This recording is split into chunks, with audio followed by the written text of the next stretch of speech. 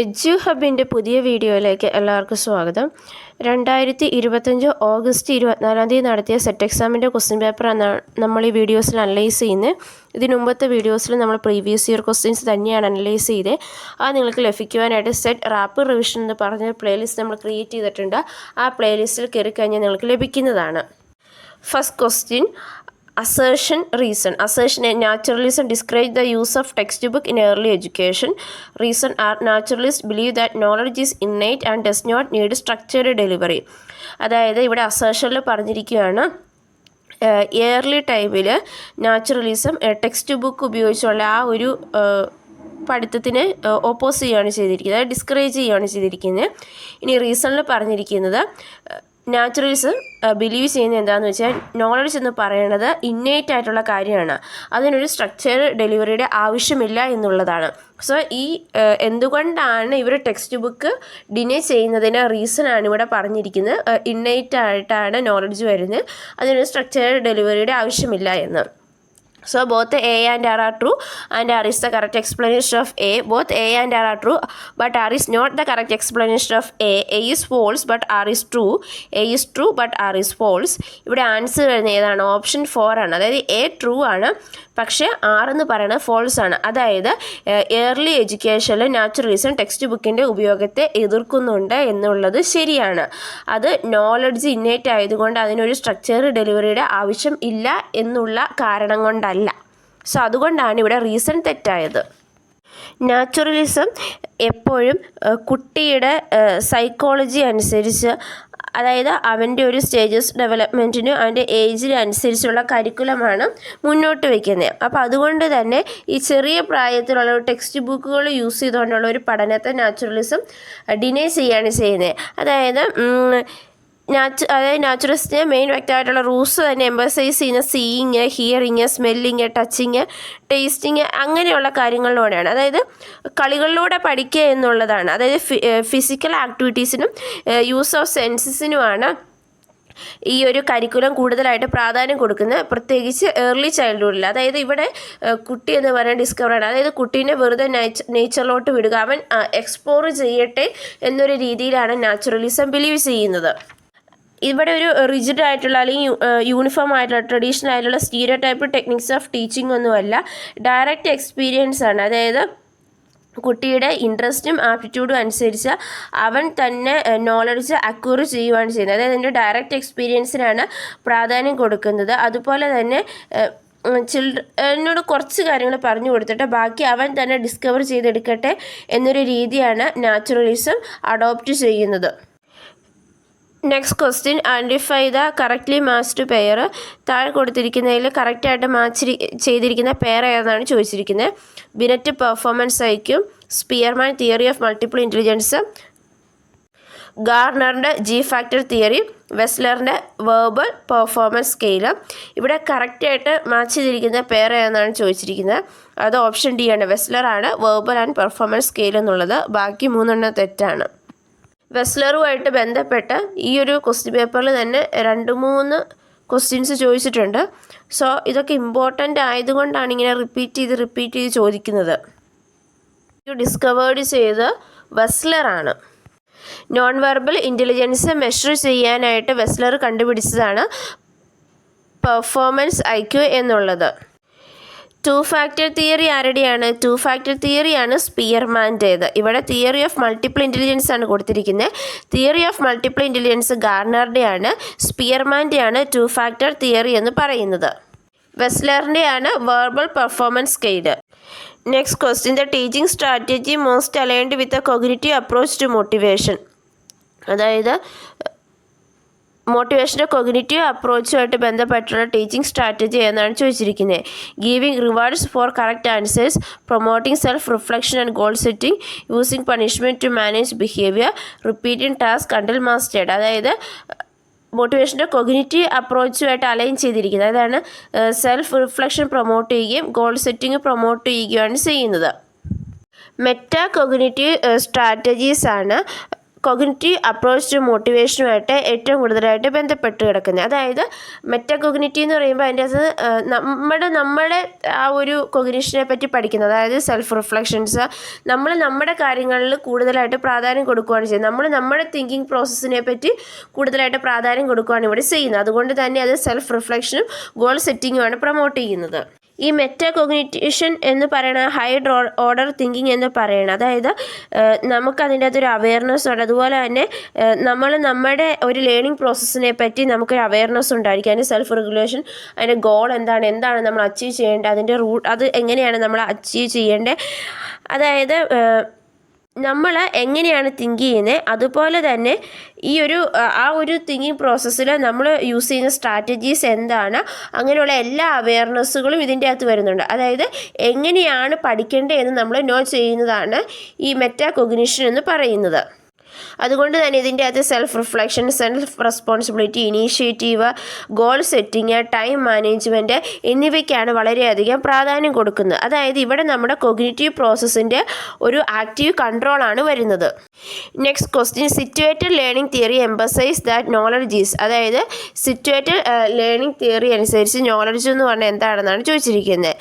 General and context free, acquired through repetition, best learned in abstract settings, embedded within authentic context. ഇവിടെ answer വരുന്ന option D ആണ്, embedded within authentic context എന്നുള്ളതാണ്.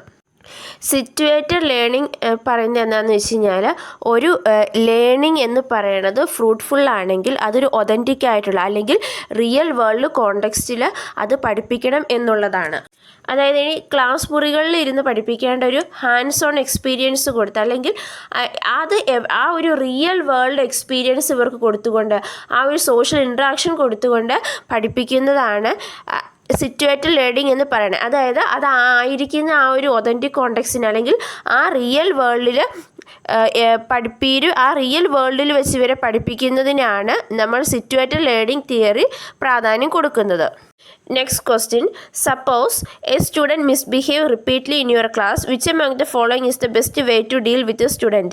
അതായത് ക്ലാസ്സിലൊരു കുട്ടി റെഗുലറായിട്ട് misbehave ചെയ്യുകയാണ് ചെയ്യുന്നത്. അപ്പോൾ താഴെ കൊടുത്തിരിക്കുന്ന എന്ത് സ്ട്രാറ്റജിയാണ് നമ്മൾ യൂസ് ചെയ്യുന്നതെന്നാണ് ചോദിച്ചിരിക്കുന്നത്. Enforce disciplinary measures, B empathetic towards A student, ignore the misbehaviour, give corporal punishment. ഇവിടെ ആൻസർ വരുന്നത് ഏതായിരിക്കും? ഓപ്ഷൻ ബി ആണ്, B empathetic towards A student എന്നുള്ളതാണ്. അതായത് ഡിസിപ്ലിനറി മെഷേഴ്സ് ഉപയോഗിച്ചുകൊണ്ടോ അല്ലെങ്കിൽ അവൻ്റെ മിസ്ബിഹേവിയറിനെ നമ്മൾ കാണാത്ത മട്ടിരുന്നത് കൊണ്ടോ അല്ലെങ്കിൽ അവന് ഭയങ്കരമായിട്ടുള്ള പണിഷ്മെൻറ്റുകൾ കൊടുത്തുകൊണ്ടോ ഒന്നും നമുക്ക് ആ കുട്ടീനെ ഡീൽ ചെയ്യാനായിട്ട് പറ്റത്തില്ല. അവിടെ നമുക്കൊരു എമ്പതിയാണ് വേണ്ടത്. ആ എമ്പതിയിലൂടെ നമുക്ക് അവൻ്റെ മിസ്ബിഹേവിയറിൻ്റെ കാരണം മനസ്സിലാക്കാനും അതുവഴി നമുക്ക് അവന് പ്രോപ്പറായിട്ടുള്ള ഗൈഡൻസ് കൊടുക്കാനായിട്ട് നമുക്ക് പറ്റും. സോ അതുകൊണ്ട് തന്നെ നമ്മൾ ആ കുട്ടിയോട് എപ്പോഴും എമ്പതറ്റിക് ആവുകയാണ് ചെയ്യേണ്ടത്. Next question, a curriculum designed to reduce drug abuse and alcoholism among adolescents should focus on. അതായത് ഡ്രഗ് അബ്യൂസും ആൽക്കഹോളും റെഡ്യൂസ് ചെയ്യാനുള്ള ഒരു കരിക്കുലം നമ്മൾ ഡിസൈൻ ചെയ്യുമ്പോൾ അത് എന്തിലാണ് ഫോക്കസ് ചെയ്യേണ്ടത് എന്നാണ് ചോദിച്ചിരിക്കുന്നത്. Moral policing and punishment, abstinence only teaching, psycho social education, coping skills, ignoring the issue unless it arises. ഇവിടെ ആൻസർ വന്നിട്ട് ഏതായിരിക്കും? ഓപ്ഷൻ സി ആണ്, സൈക്കോ സോഷ്യൽ എഡ്യൂക്കേഷനും കോപ്പിംഗ് സ്കിൽസ് എന്നുള്ളതാണ്. അതായത് മോറൽ പോളിസിങ്ങും പണിഷ്മെൻറ്റ് കൊടുത്തത് കൊണ്ടോ അല്ലെങ്കിൽ ജസ്റ്റുള്ള ടീച്ചിങ്ങിലൂടെയോ അല്ലെങ്കിൽ ആ ഒരു ഇഷ്യൂ വരുമ്പോൾ നമുക്ക് അതിനെപ്പറ്റി ചിന്തിക്കുക എന്നുള്ളതൊന്നും അല്ല ഇവിടെ നമ്മൾ യൂസ് ചെയ്യേണ്ടത്. ഇവിടെ നമ്മൾ കുട്ടികൾക്ക് കൃത്യമായിട്ടുള്ള സൈക്കോ സോഷ്യൽ എഡ്യൂക്കേഷനും കോപ്പി സ്കിൽസും പ്രൊവൈഡ് ചെയ്യുക എന്നുള്ളതാണ്. അതായത് സൈക്കോ സോഷ്യൽ എഡ്യൂക്കേഷനിലൂടെ മാത്രമാണ് കുട്ടിക്ക് ഈ ഡ്രഗ് അബ്യൂസ് എന്താണെന്നും അതിൻ്റെ നെഗറ്റീവായിട്ടുള്ള ഇമ്പാക്റ്റ് എന്താണെന്നും ഒക്കെ മനസ്സിലാകത്തുള്ളൂ. അതിൻ്റെ അകത്തുനിന്ന് എങ്ങനെ നമുക്ക് ആ ഒരു കോപ്പി സ്കിൽസിലൂടെ മാത്രമാണ് നമുക്കിതിനെ തടഞ്ഞു നിർത്താനായിട്ടുള്ള പറ്റുള്ളൂ. അപ്പോൾ ഇതൊക്കെ കുട്ടികളിൽ ഇൻട്രൊഡ്യൂസ് ചെയ്യുകയാണ് ചെയ്യേണ്ടത്. അതായത് കുട്ടിക്ക് കൃത്യമായിട്ടുള്ള ഒരു സൈക്കോ സോഷ്യൽ എഡ്യൂക്കേഷൻ നമ്മളിവിടെ കൊടുക്കുകയാണ് ചെയ്യേണ്ടത്. അതായത് നമ്മൾ കുട്ടികളെ കുറച്ച് നോളഡ്ജുകൾ മാത്രം കൊടുക്കാണ്ട് സൊസൈറ്റിയിൽ എന്താണ് നടക്കുന്നത് അല്ലെങ്കിൽ സൊസൈറ്റിയുടെ ആ ഒരു നെഗറ്റീവായിട്ടുള്ള സൊസൈറ്റിയിലുള്ള നെഗറ്റീവായിട്ടുള്ള കാര്യങ്ങൾ എന്താണ്, അപ്പോൾ അതിലെങ്ങനെ പെടാണ്ടിരിക്കാം, അതിൻ്റെ അകത്ത് എങ്ങനെ അകന്ന് നിൽക്കാം, അങ്ങനെയുള്ള കാര്യങ്ങളും കൂടെ കുട്ടികൾക്ക് കൊടുക്കണം. സോ അതുകൊണ്ട് തന്നെ സൈക്കോ സോഷ്യൽ എഡ്യൂക്കേഷനിലൂടെ അതുപോലെ തന്നെ കോപ്പി സ്കിൽസിലൂടെ മാത്രമാണ് നമുക്ക് ഇങ്ങനെയുള്ള നെഗറ്റീവായിട്ടുള്ള ഈവിൾസിൽ നിന്ന് കുട്ടികളെ നമുക്ക് രക്ഷിക്കുന്ന രീതിയിൽ അല്ലെങ്കിൽ അതിനെ ഒന്ന് പ്രൊട്ടക്റ്റ് ചെയ്യുന്ന രീതിയിൽ നമുക്ക് കരിക്കുലം ഡിസൈൻ ചെയ്യാനായിട്ട് നമുക്ക് സാധിക്കത്തുള്ളൂ. Next question, Which of the following programs aims at improving the quality of school education through integrated teacher training? അതായത് ഇൻ്റഗ്രേറ്റഡ് ടീച്ചർ ട്രെയിനിങ്ങിലൂടെ quality of school education improve ചെയ്യുക എന്ന ലക്ഷ്യത്തോടെ തുടങ്ങിയ പ്രോഗ്രാം ഏതെന്നാണ് ചോദിച്ചിരിക്കുന്നത്. PISA, ദീക്ഷ, സ്വയം, നിശ്ചിത. ആൻസർ വരുന്ന ഓപ്ഷൻ ഡി ആണ്, നിശ്ചിതയാണ്. അതായത് സ്വയം എന്ന് പറഞ്ഞു കഴിഞ്ഞാൽ എന്താണ്, അത് നമ്മുടെ ഇന്ത്യയുടെ മാസി ഓപ്പൺ ഓൺലൈൻ കോഴ്സാണ് സ്വയം എന്ന് പറയണത്. പിസ എന്ന് പറയുന്നത് programme of international student assessment എന്നുള്ളതാണ്. ദീക്ഷ എന്ന് പറഞ്ഞാൽ digital infrastructure for knowledge sharing എന്നുള്ളതാണ്. സ്കൂൾ എഡ്യൂക്കേഷന് വേണ്ടിയുള്ള നാഷണൽ എഡ്യൂക്കേഷൻ പ്ലാറ്റ്ഫോമാണിത്. NCERT 2017 തുടങ്ങിയതാണ് ദീക്ഷ എന്ന് പറയുന്നത്. QR കോഡ് ടെക്സ്റ്റ് ബുക്കുകൾ, മൾട്ടിലിംഗൽ കോണ്ടൻറ്റുകൾ, ടീച്ചേഴ്സിന് വേണ്ട പ്രൊഫഷണൽ ഡെവലപ്മെൻറ്റ് കോഴ്സുകൾ എന്നിവയൊക്കെ പ്രൊവൈഡ് ചെയ്യുകയാണ് ദീക്ഷ ചെയ്യുന്നത്. നിശ്ചിത എന്ന് പറഞ്ഞു കഴിഞ്ഞാൽ national initiative for school heads and teacher holistic advancement എന്നുള്ളതാണ്. ഇത് മിനിസ്ട്രി ഓഫ് എഡ്യൂക്കേഷൻ്റെ ഒരു ഫ്ലാഗ്ഷിപ്പ് പ്രോഗ്രാമാണ്. ലേണിംഗ് ഔട്ട്കം ഇൻക്രീസ് ചെയ്യാനായിട്ട് ടീച്ചേഴ്സിന് വേണ്ടി നടപ്പിലാക്കുന്ന മാൻഡേറ്ററി ആയിട്ടുള്ള ഹൈ ക്വാളിറ്റി ഇൻ്റഗ്രേറ്റഡ് ട്രെയിനിങ് പ്രോഗ്രാമാണ് നിശ്ചിത എന്ന് പറയുന്നത്. മോഡേൺ പെഡഗോജിക്കും കോമ്പിറ്റൻസി ബേസ്ഡ് ലേണിങ്ങിനുമാണ് ഇത് പ്രാധാന്യം കൊടുക്കുന്നത്. Next question, in educational research triangulation is primarily used to. അതായത് എഡ്യൂക്കേഷണൽ റിസർച്ചിലെ ട്രയാങ്കുലേഷൻ എന്തിനാണ് യൂസ് ചെയ്യുന്നതെന്നാണ് ചോദിച്ചിരിക്കുന്നത്. Reduce the sample size, validate data through multiple sources, control the experimental variable, apply statistical tool effectively. ഇവിടെ ആൻസർ വരുന്നത് option B ആണ്, validate data through multiple source എന്നുള്ളതാണ്. അതായത് ട്രയാങ്കുലേഷനിൽ നമ്മൾ ഡിഫറെൻ്റ് ആയിട്ടുള്ള എടുത്തത് നമ്മുടെ ഡേറ്റ കളക്ട് ചെയ്തിട്ട്, അതായത് മൾട്ടിപ്പിൾ സോഴ്സസിൽ നിന്ന് നമ്മൾ ഡേറ്റ കളക്ട് ചെയ്തിട്ട് അതിനെ വാലിഡേറ്റ് ചെയ്യുകയാണ് ഇവിടെ ചെയ്യുന്നത്. സാമ്പിൾ സൈസ് റെഡ്യൂസ് ചെയ്യുന്നതോ അല്ലെങ്കിൽ എക്സ്പെരിമെൻ്റൽ വേരിയബിളിൻ്റെ കൺട്രോളോ സ്റ്റാറ്റിസ്റ്റിക്കൽ ടൂൾസ് നന്നായിട്ട് യൂസ് ചെയ്യുന്നൊന്നുമല്ല ട്രയാങ്കുലേഷൻ എന്ന് പറയുന്നത്. അതായത് നമ്മൾ മൾട്ടിപ്പിൾ സോഴ്സസിൽ നിന്ന് ഡേറ്റ കളക്ട് ചെയ്തിട്ട് മൾട്ടിപ്പിൾ മെത്തേഡ്സ് യൂസ് ചെയ്തുകൊണ്ട് നമ്മൾ നമ്മുടെ ഡേറ്റ വാലിഡേറ്റ് ചെയ്യുന്നതിനെയാണ് നമ്മൾ ട്രയാങ്കുലേഷൻ എന്ന് പറയുന്നത്. മൾട്ടിപ്പിൾ ആയിട്ടുള്ള സോഴ്സിൽ നിന്ന് മൾട്ടിപ്പിൾ ആയിട്ടുള്ള മെത്തേഡ്സ് ഉപയോഗിച്ചുകൊണ്ടൊക്കെ നമ്മൾ ഒരു ഫിനോമിനനെ പഠിച്ചിട്ട് അതിൻ്റെ ആ ഒരു വാലിഡിറ്റിയും ക്രെഡിബിലിറ്റിയും ഒക്കെ ഇൻക്രീസ് ചെയ്യുന്നതിനാണ് നമ്മൾ ട്രയാങ്കുലേഷൻ എന്ന് പറയുന്നത്. Next question, match the following ആണ്. ലിസ്റ്റ് 1 ഉണ്ട്, ലിസ്റ്റ് 2 ഉണ്ട്. List 1 concept attainment model, cognitive growth model, advance organizer model, group investigation model എന്നിവയാണ് തന്നിരിക്കുന്നത്. ലിസ്റ്റ് 2 ഹെർബർട്ട്, ഓസ്ബെൽ, ബ്രൂണ, പിയാഷെ എന്നിവയാണ് തന്നിരിക്കുന്നത്. ഇവിടെ ആൻസർ വരുന്ന ഓപ്ഷൻ ഡി ആണ്, concept attainment model Bruner, cognitive growth model പിയാഷെ, advance organizer model Ausubel, group investigation model Herbert. Concept attainment എന്ന് പറയുന്ന ആ model based on the works of Jerome Bruner ആണ്. അതായത് നമ്മളിവിടെ പർട്ടിക്കുലർ ആയിട്ടുള്ള എക്സാമ്പിൾസിൽ നിന്ന് ഐഡിയ ജനറലൈസ് ചെയ്തെടുക്കുകയാണ് ചെയ്യുന്നത്. ഇതൊരു ഇൻഡയറക്റ്റ് ആയിട്ടുള്ള ഇൻസ്ട്രക്ഷണൽ സ്ട്രാറ്റജിയാണ്. നമ്മുടെ ഐഡിയാസ് ക്ലാരിഫൈ ചെയ്യുക, അതുപോലെ തന്നെ ഒരു സ്ട്രക്ചറേഡ് ഇൻക്വയറി പ്രോസസ്സിലൂടെ നമ്മുടെ ആ ഒരു കണ്ടൻറ്റിൻ്റെ ഫീച്ചേഴ്സ് ഇൻട്രൊഡ്യൂസ് ചെയ്യുക എന്നുള്ളതാണ്. അതായത് ഇവിടെ നമ്മൾ എക്സാമ്പിൾസ് വെച്ചിട്ടാണ് നമ്മളിവിടെ ലിസ്റ്റ് ഔട്ട് ചെയ്യുന്നത്. ഈ കോൺസെപ്റ്റ് അറ്റൈൻമെൻറ്റിൽ ടീച്ചർ ഓൾറെഡി കുറച്ച് ഗ്രൂപ്പ്സുകളൊക്കെ അട്രിബ്യൂട്ട് ചെയ്തിട്ടുണ്ടായിരിക്കും കുറച്ച് കാര്യങ്ങൾ. അപ്പം അതിനെ കുട്ടികൾ ഇവിടെ ഫിഗർ ഔട്ട് ചെയ്യുകയാണ് ചെയ്യുന്നത്. അതായത് കുറേ എക്സാമ്പിൾ തന്നിട്ടുണ്ട്. അപ്പോൾ ആ എക്സാമ്പിളിൽ നിന്ന് നമ്മൾ സെലക്ട് ചെയ്യുവാണ് ഏതാണ് ഇതിന് സ്യൂട്ടബിൾ ആയിട്ടുള്ളത് എന്നുള്ള രീതിയിൽ. അപ്പോൾ ഇവിടെ കുട്ടികൾ ഇവിടെ കമ്പയർ ചെയ്ത് ഈ എക്സാമ്പിൾ വെച്ചിട്ട് ഇതിന് കമ്പയർ ചെയ്യുകയും കോൺട്രാസ്റ്റ് ചെയ്യുകയാണ് ചെയ്യുന്നത്. അങ്ങനെ അവർ ഗ്രൂപ്പുകളായിട്ട് തിരിക്കുകയാണ്. അതായത് നമ്മുടെ ആട്രിബ്യൂട്ടിന് ചേരുന്ന ഏതാണോ അതനുസരിച്ച് നമ്മൾ അതിനെ ഗ്രൂപ്പ് ആക്കുകയാണ് ചെയ്യുന്നത്. അതായത് നമ്മളിവിടെ എക്സാമ്പിളും നോൺ എക്സാമ്പിളിൽ നിന്ന് നമ്മൾ ഡിസ്റ്റിങ്ക്വിഷ് ചെയ്തിട്ട് ആ ഒരു കോൺസെപ്റ്റിനെ ഐഡൻറ്റിഫൈ ചെയ്യുകയാണ് ചെയ്യുന്നത്. അതായത് സിമ്പിളി പറഞ്ഞു കഴിഞ്ഞാൽ ഇത്രയേ ഉള്ളൂ. ടീച്ചർ ഒരു കാര്യം ഇൻട്രൊഡ്യൂസ് ചെയ്യുന്നു, അതിൻ്റെ കുറേ ഫീച്ചേഴ്സുകളൊക്കെ നമ്മൾ തരുന്നു. അതിനുശേഷം നമ്മൾ ഇതിൻ്റെ അകത്ത് കുറേ ഫീച്ചേഴ്സ് പറയുന്നു. ആ ഫീച്ചേഴ്സുമായിട്ട് റിലേറ്റ് ചെയ്തിട്ടുള്ള കുറച്ച് എക്സാമ്പിൾസും എല്ലാത്തതും കൂടെ നമ്മൾ അതിൻ്റെ അകത്ത് കൊടുക്കുകയും ചെയ്യുന്നത്. എന്നിട്ട് ആ എക്സാമ്പിളിലൂടെ നമ്മൾ ഇതിൻ്റെ ഫീച്ചർ പഠിക്കുകയാണ് കോൺസെപ്റ്റ് അറ്റൈൻമെൻറ്റ് മോഡൽ എന്നതുകൊണ്ട് ഉദ്ദേശിക്കുന്നത്. ഓസ്ബലിൻ്റെ theory of meaning verbal learning, അതായത് റിസപ്ഷൻ ലേണിങ്ങിൽ വരുന്നതാണ് അഡ്വാൻസ് ഓർഗനൈസർ എന്ന് പറയുന്നത്.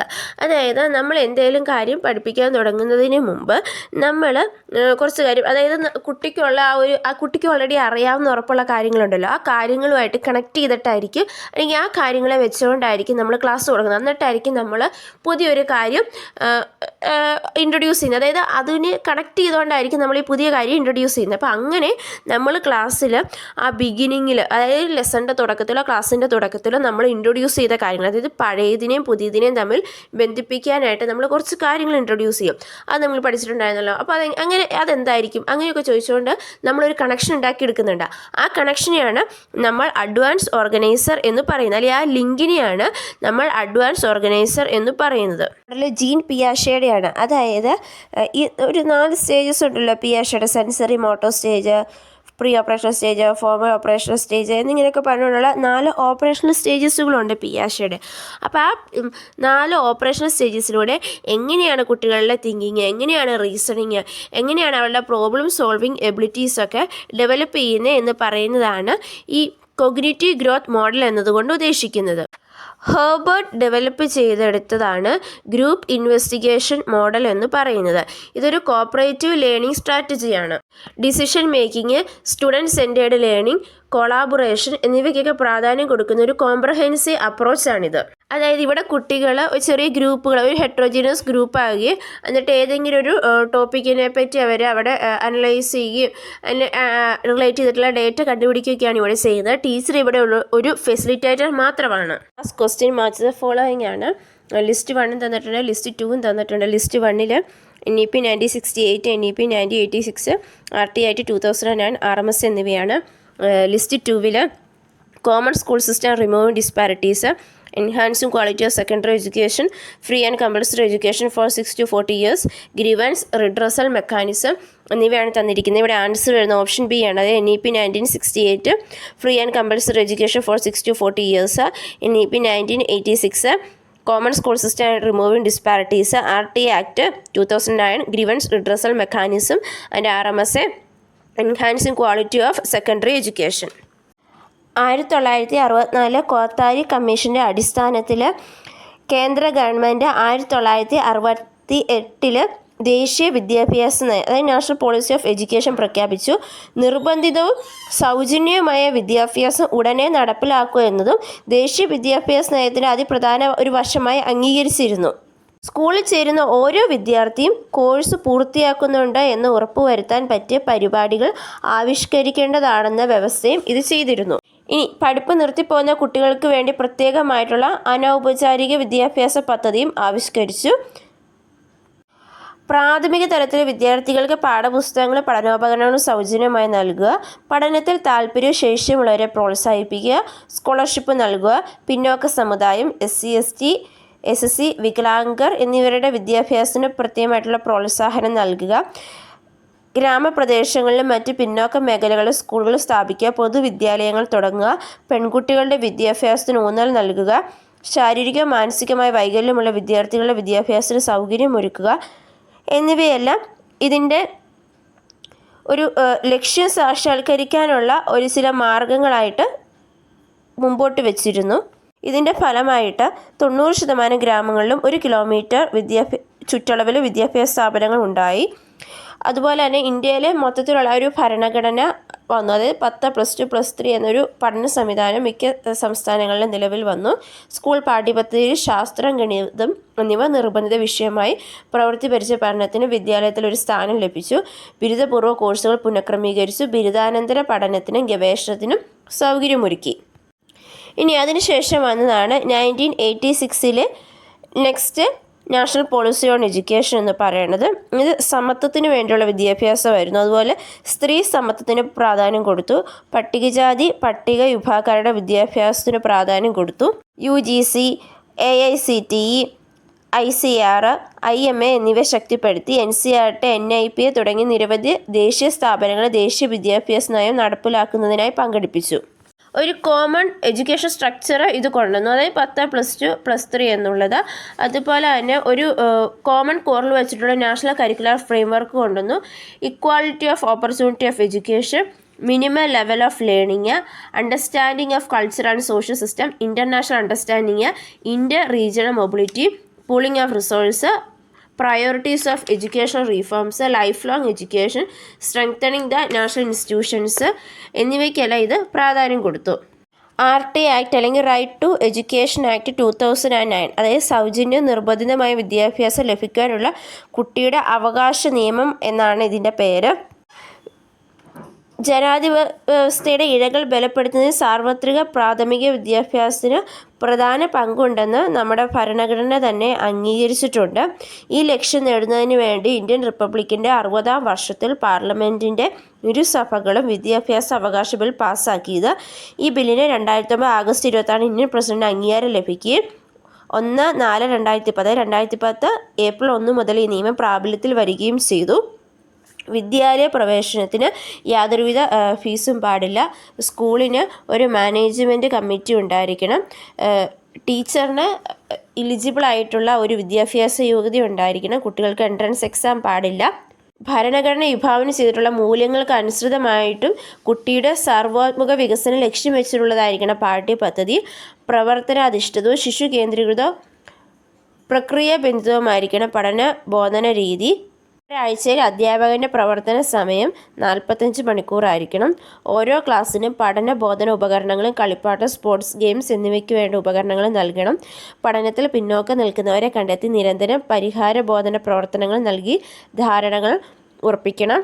ഇത് കുട്ടികളുടെ ഒരു മൗലിക അവകാശമാണ്. അതുപോലെ തന്നെ ഗ്രീവൻസ് റിഡ്രസൽ മെക്കാനിസം എന്നിവയ്ക്കും ഇത് പ്രാധാന്യം കൊടുത്തു. ഇനി RMSA എന്ന് പറഞ്ഞു കഴിഞ്ഞാൽ രാഷ്ട്രീയ മാധ്യമിക് ശിക്ഷാ അഭിയാൻ എന്നുള്ളതാണ്. ഗവൺമെൻറ് ഓഫ് ഇന്ത്യ 2009 ലോഞ്ച് ചെയ്തൊരു ഫ്ലാഗ്ഷിപ്പ് സ്കീമാണ് RMSA എന്ന് പറയുന്നത്. സെക്കൻഡറി എഡ്യൂക്കേഷന് ക്വാളിറ്റി ഇംപ്രൂവ് ചെയ്യുക എന്നുള്ളതാണ് ഇതിൻ്റെ ലക്ഷ്യം എന്ന് പറയുന്നത്. അതായത് ഒരു പ്രിസ്ക്രൈബ്ഡ് നോംസ് ഉണ്ടായിരിക്കണം. ജെൻഡർ ഒരു ഡിസ്പാരിറ്റീസ് റിമൂവ് ചെയ്യണം. അതുപോലെ തന്നെ socio economic disability barriers remove ചെയ്യണം. എല്ലാ കുട്ടികൾക്കും secondary level of education access ചെയ്യണം എന്നിവയായിരുന്നു ഇതിൻ്റെ ലക്ഷ്യം എന്ന് പറയുന്നത്. ഓരോ 5 കിലോമീറ്റർ പരിധിക്കുള്ളിൽ സെക്കൻഡറി സ്കൂളും 7 കിലോമീറ്റർ പരിധിക്കുള്ളിൽ ഹയർ സെക്കൻഡറി സ്കൂളും വേണം എന്നൊരു ഇത് RMSA ആയിരുന്നു. Quality improvement, access and equity, information communication technologies, integrated education for disabled children എന്നിവയുള്ളതായിരുന്നു ഇതിൻ്റെ മെയിൻ ആയിട്ടുള്ള 4 കാര്യങ്ങൾ എന്ന് പറയുന്നത്. സോ നമ്മളിന്ന് 10 ക്വസ്റ്റ്യൻസും അതിൻ്റെ ആൻസേഴ്സും അനലൈസ് ചെയ്ത് ഇത് നിങ്ങൾക്ക് മനസ്സിലായെന്ന് വിചാരിക്കുന്നു. ഈ വീഡിയോ നിങ്ങൾക്ക് ഇഷ്ടപ്പെട്ട് കഴിഞ്ഞാൽ ലൈക്ക് ചെയ്യുക, ഷെയർ ചെയ്യുക. നമ്മുടെ ചാനൽ സബ്സ്ക്രൈബ് ചെയ്യാത്തവരെ സബ്സ്ക്രൈബ് ചെയ്യുകയും തൊട്ടടുത്തുള്ള ബെൽ ഐക്കണിൽ ക്ലിക്ക് ചെയ്യുകയും ചെയ്യുക. താങ്ക്